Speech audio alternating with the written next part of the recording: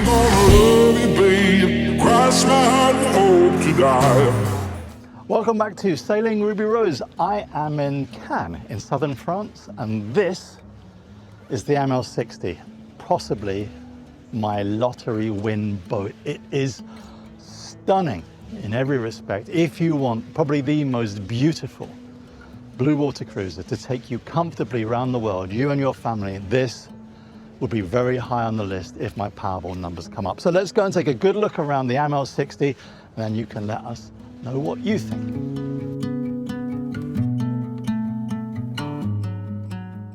So welcome aboard the Amel 60 as we step onto the electronically deployable passerelle. All quality here. The Amel has a huge aft deck, but before that we've got a massive drop-down swim platform, teak benching throughout, and a deployable swim ladder. It is all very high quality. The carbon fiber davits, obviously for the tender. These have got some severe amount of capacity, and a large adventure boat would be very easy to mount to this. And of course, if you just have a little look there, there is a very cleverly mounted aft light so that there's nothing that's going to get in the way of your stern signal. The aft locker is huge. There is a ladder that drops down, and that will stow just about anything you're going to need in there. There's a lot of plant machinery in there as well, little bits and bobs, all your fenders, but it is bigger than Snowflake. Moving forward, the decks are wide and spacious. There are kind of little areas to check the lines. Everything is captive. It is a beautiful wide area, and as you walk past you can see the port lights and the number of hatches that are there on the coach roof for both ventilation and access. Moving forward, we've also now got this, it's not even solar ring, it's a double rigged head. There is a huge sail locker here, and again, steps going down. This must be coming up to 2.5 meters deep. It is insanely large, but you know, we are talking about a 60-foot boat here. Double windlasses for redundancy, and a built-in bowsprit with the dolphin seat just to take your head sails. This is a very powerful boat. Looking forward, we've got this kind of like, it's not teak, it is actually molded into the deck, but let's just look. This boat comes with a carbon mast and carbon boom. Huge sweatback spreaders, a lot of sail area. But again, it's all a thing of beauty. On this boat, we've actually got the furling mainsail, and that carbon boom sweeps all the way back. A very powerful rig.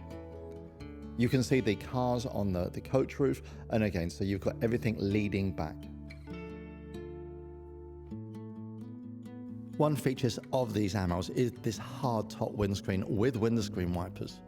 Behind this, we've got the coaming mounted winches, and the hardtop actually has like a kind of a sunroof that kind of moves forward to give you air.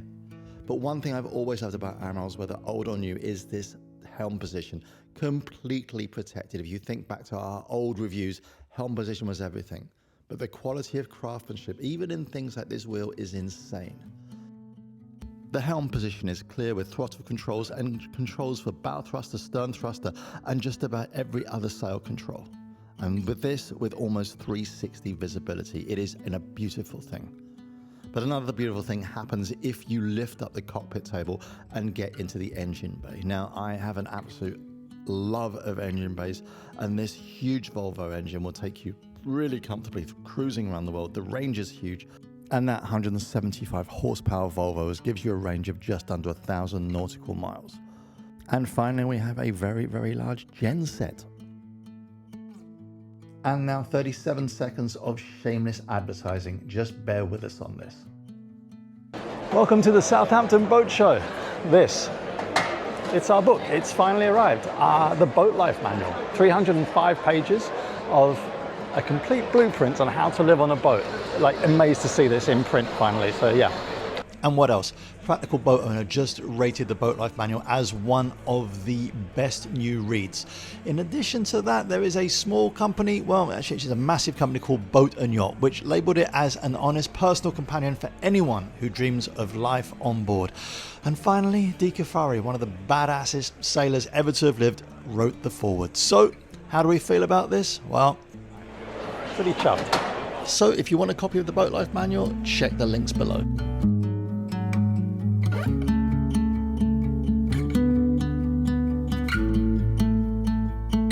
Now let's take a look at the interior of the Amel 60. Walking down the 4 companionway steps takes you directly into the saloon. It is well zoned off with different areas for different aspects of living, but every aspect is beautiful and light and airy. To starboard of the companionway, there's the switching gear, and then to port, we have a beautiful nav station. There's a dedicated nav chair. The instruments are all very well laid out, and actually for watchkeeping, this is a perfect place to kind of get your passage planning done. The joinery is all superb. The television for just general viewing is integrated into the bulkhead there, but that actually acts as a chart plotter as well, and you can put things onto that. But the quality of everything, beautiful saloon table that opens gatefold out. This will probably seat about 12 people the way that it is laid out on port side. On starboard, there is another bench settee, and then that leaves aft to the linear galley. Now, the linear galley, I do like linear galleys. I've seen a lot of them. Drinks cabinet for the crew in the middle. Just a really beautiful area. Just the sense of space that you get here. Yes, I understand it's a 60-foot yacht, but it is still a beautiful area. And that linear galley has probably more cold storage than I've seen in any boat. If we start, there's a freezer underneath the sofa. Let us take a wander down the linear galley, which obviously also takes us to the master cabin. Lovely Corian worktops with fiddled edges, lots of usable work surface, and things like this, a glass base to a cupboard so you can see what's inside from above. Workable sinks, and again, it's just a beautiful area to be. This is nicer than my kitchen in our apartment in London. It is just stunning. Double sinks for me, an absolute necessity and the subject of many debate online. Lots of areas, but we've got things like microwaves here. There is a wine fridge of all things. There is an ice machine, a coffee machine, and 2 more fridge freezers. Again, for comfortable circumnavigation, you have enough cold storage here and food storage to probably get you around without even restocking. It is a beautiful area. And as we can just see, those double chest freezers there, actually the same ones that we have on Ruby Rose 2. Now, the aft cabin, the master cabin, a huge island bed, everything absolutely beautiful. Nice recessed LED lighting, which is a norm nowadays. It gives a real feeling of light and opulence. Lots and lots of light coming in through those port lights that obviously face aft. Cabinetry, again, same high quality, all in walnut that you find throughout the boat. A large, I think it's known as a king bed here. And again, there's a dressing area and a sofa area to port. A small desk, just a beautiful, having lived on board for so long, we do understand the necessity of having dedicated areas for dedicated people, just to take your time out and get some space.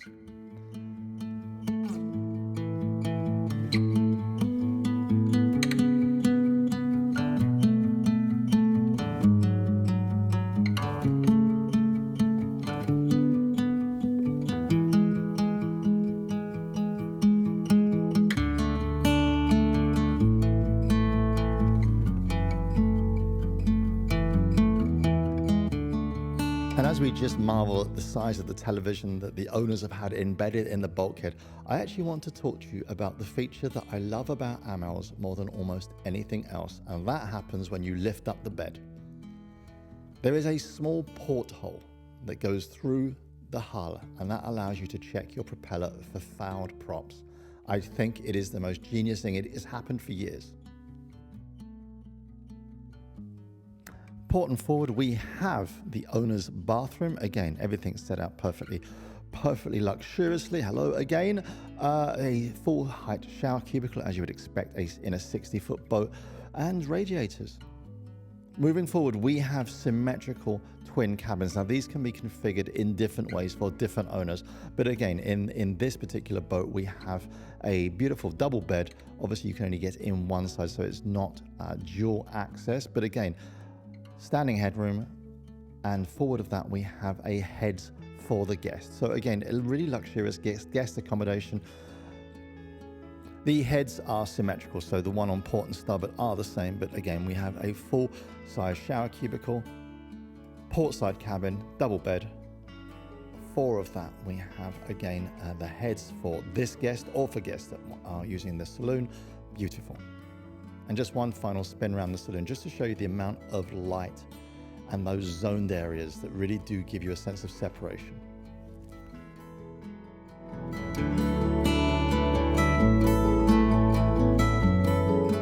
Now let's run through the specs on this boat. We are looking at 19 meters, that's 62 foot. Length on the waterline, almost 17 meters. Beam, 5.5 meters, draft 2.3, and we are looking at 26 tons with 7,000 kilos of ballast. She's driven by a 175 Volvo, 900 litres of fuel, 800 litres of water, and again, vacuum infused above the hull, solid GRP below the hull. The hardtop has a sliding top, the bow thrusters, stern thruster, carbon mast, and a full standard inventory. Typically, we're looking at between 1.8 and 2.5 million euros before VAT, so she is not a cheap boat. But what you do get for that money is Amel's legendary QC and customer service. Firstly, everything is built in-house. The joinery, the rigging, the systems are completed. Nothing is assembled outside of the factory. That single line assembly means that there is complete consistency across each yacht off the production line, and every component is traced and logged. The pre-delivery QC is insane. They test this boat for a week in a wet tank before giving it to the owners. The small production numbers mean that there is very, very close oversight, and the control to after service means that it's super easy to get problems resolved. That is what you pay for. So the Amel 60, what do I think? Blown away. Not often that I'm lost for words. I've always loved these boats. I think it is one of the most beautiful boats ever created. Henry Amel was a genius in the way that he was able to, he understood sailors. Little touches like the hatch, looking through just so you could examine the propeller, so that you know if something's caught around your prop. I've always thought that when you get a nod to sailing and practical life on board like that, it is, you know, it shows of the whole brand. I absolutely love this boat. What flaws could I come up with? It's not a catamaran, less stable at anchor, it's too big. These are just minor things. You know you're buying a monohull, you know that it's a big boat. But would I sail with Alan across the Atlantic? Yes. Would I go to Polynesia with Alan across the Pacific? Yes. Would I live in the anchor locker for years on end? Yes. You know, I am blown away. Let us know what you think. What is your dream boat? What would you do? If it was a dream boat and it wasn't an Amel 60, would you go Oyster? Would you go Discovery? Would you go something else? It's hard to fault this. Anyway, give us a like, subscribe to the channel, and we'll be back again with more reviews. Have a lovely day. Goodbye.